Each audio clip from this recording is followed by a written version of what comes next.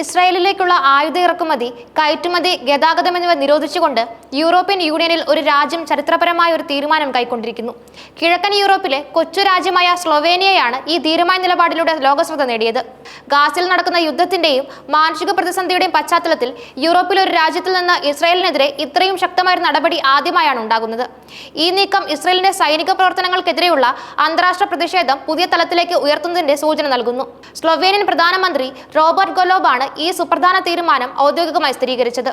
ഗാസയിലെ ദുരിതപൂർണമായ സാഹചര്യങ്ങൾക്കെതിരെ ലോകമെമ്പാടും വിമർശനങ്ങൾ ഉയർന്നുവരുന്ന ഈ ഘട്ടത്തിൽ സ്ലൊവേനിയൻ സർക്കാർ അടിയന്തരമായി വിഷയത്തിൽ ഇടപെടുകയായിരുന്നു. യൂറോപ്യൻ യൂണിയനിലെ മറ്റു രാജ്യങ്ങൾ മടിച്ചു നിൽക്കുമ്പോൾ സ്ലൊവേനിയ തങ്ങളുടെ ധാർമ്മിക ഉത്തരവാദിത്വം നിറവേറ്റാൻ മുന്നോട്ട് വന്നു. ഇത് യൂറോപ്പിലെ മറ്റു രാജ്യങ്ങൾക്കും ഒരു മാതൃകയാകുമോ എന്ന് ഉറ്റുനോക്കുകയാണ് ലോകം. ഈ തീരുമാനത്തിന് പിന്നിലെ പ്രധാന കാരണം ഗാസയിലെ ഭീകരമായ മാനുഷിക പ്രതിസന്ധിയാണ്. ദശലക്ഷക്കണക്കിന് ആളുകൾക്ക് കുടിവെള്ളം, ഭക്ഷണം, മരുന്ന് എന്നിവ ലഭിക്കാതെ ദുരിതം അനുഭവിക്കുന്നു. ഐക്യരാഷ്ട്രസഭയും ലോകാരോഗ്യ സംഘടനയും അടക്കമുള്ള അന്താരാഷ്ട്ര ഏജൻസികൾ ഈ വിഷയത്തിൽ പലതവണ മുന്നറിയിപ്പ് നൽകിയിരുന്നു. എന്നാൽ ഇസ്രായേലിന്റെ സൈനിക നടപടികളിൽ കാര്യമായ മാറ്റങ്ങളൊന്നും ഉണ്ടായിട്ടില്ല.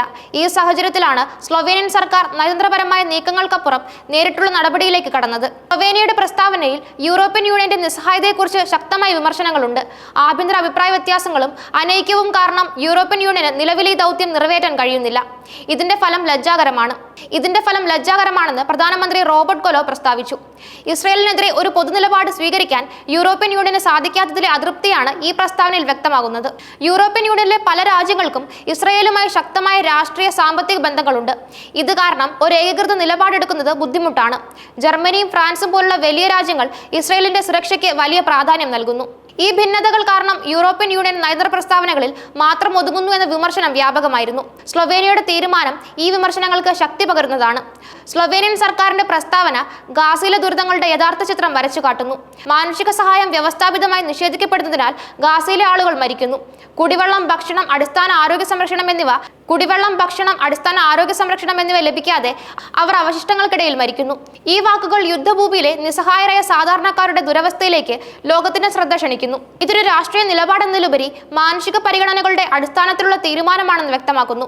സ്ലൊവേനിയൻ സർക്കാർ വൃത്തങ്ങൾ പറയുന്നതനുസരിച്ച് ഇസ്രായേൽ സർക്കാർ അന്താരാഷ്ട്ര മാനുഷിക നിയമങ്ങളുടെ ഗുരുതരമായ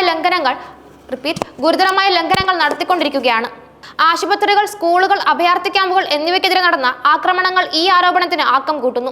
ഈ ലംഘനങ്ങളുടെ പേരിൽ ഇസ്രായേലിനെതിരെ കൂടുതൽ കർശനമായ നിയമ നടപടികൾ വരും ആഴ്ചകളിൽ തയ്യാറാക്കുമെന്നും സ്ലൊവേനിയ സൂചന നൽകിയിട്ടുണ്ട്. ഈ തീരുമാനത്തിലൂടെ സ്ലൊവേനിയ സ്വയം ഒരു ധാർമ്മിക ശക്തിയായി ഉയർത്തിക്കാട്ടാൻ ശ്രമിക്കുന്നു. യൂറോപ്പിലെ ചെറു രാജ്യമാണെങ്കിലും സ്ലൊവേനിയയുടെ ഈ നിലപാട് അന്താരാഷ്ട്ര നയതന്ത്രത്തിൽ വലിയ പ്രത്യാഘാതങ്ങൾ ഉണ്ടാക്കാൻ സാധ്യതയുണ്ട്. വലിയ ശക്തികൾ മടിച്ചു നിൽക്കുമ്പോൾ ചെറിയ രാജ്യങ്ങൾ നീതിക്ക് വേണ്ടി നിലകൊള്ളുന്നുവെന്ന സന്ദേശം ഇത് നൽകുന്നു. ഇസ്രായേലിന് ആയുധങ്ങൾ വിതരണം ചെയ്യുന്നതിൽ US, ജർമ്മനി തുടങ്ങിയ രാജ്യങ്ങൾ വലിയ പങ്ക് വഹിക്കുന്നുണ്ട്.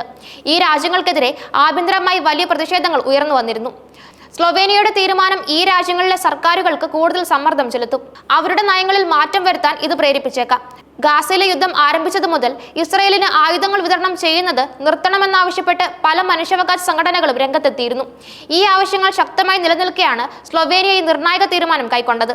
ഇത് ആ സംഘടനകളുടെ നിലപാടുകൾക്ക് കൂടുതൽ പിന്തുണ നൽകുന്നു.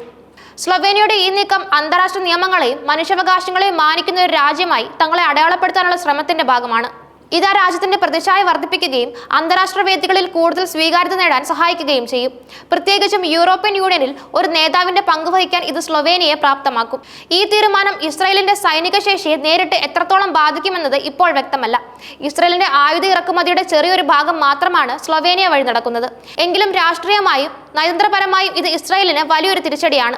ഗാസയിലെ സംഘർഷം ഒരു രാജ്യത്തിന്റെ ആഭ്യന്തര പ്രശ്നമല്ല, മറിച്ച് അന്താരാഷ്ട്ര സമൂഹത്തിന്റെ മുഴുവൻ പ്രശ്നമാണെന്ന സന്ദേശം ഈ നീക്കം നൽകുന്നു. അന്താരാഷ്ട്ര നിയമങ്ങളും മനുഷ്യാവകാശങ്ങളും ലംഘിക്കപ്പെടുമ്പോൾ എല്ലാ രാജ്യങ്ങൾക്കും പ്രതികരിക്കാൻ ബാധ്യതയുണ്ടെന്ന തത്വം സ്ലൊവേനിയ ഉയർത്തിപ്പിടിക്കുന്നു.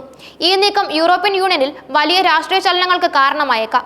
യൂണിയന്റെ നിലപാടുകൾക്കെതിരെ ഒരു അംഗരാജ്യം പരസ്യമായി രംഗത്ത് വരുന്നത് അപൂർവമാണ്. ഇത് യൂണിയനകത്ത് ഇസ്രായേൽ പലസ്തീൻ വിഷയത്തിൽ പുതിയ ചർച്ചകൾക്ക് വഴി തുറക്കും. മറ്റു രാജ്യങ്ങളും സമാനമായ നിലപാടുകൾ എടുക്കാൻ സാധ്യതയുണ്ടോ എന്ന് ഉറ്റുനോക്കുന്നു. ഗാസയിലെ സാധാരണ ജനങ്ങളുടെ ദുരിതം ആഴത്തിലുള്ളതാണെന്ന് സ്ലൊവേനിയൻ സർക്കാർ ആവർത്തിക്കുന്നു. കുട്ടികളും സ്ത്രീകളും അടക്കമുള്ള നിരപരാധികളാണ് യുദ്ധത്തിന്റെ പ്രധാന ഇരകൾ. ഇവർക്ക് സുരക്ഷ ഉറപ്പാക്കാനുള്ള അന്താരാഷ്ട്ര സമൂഹത്തിന്റെ പരാജയമാണ് ഈ തീരുമാനത്തിന് പിന്നിലെ പ്രധാന വികാരം.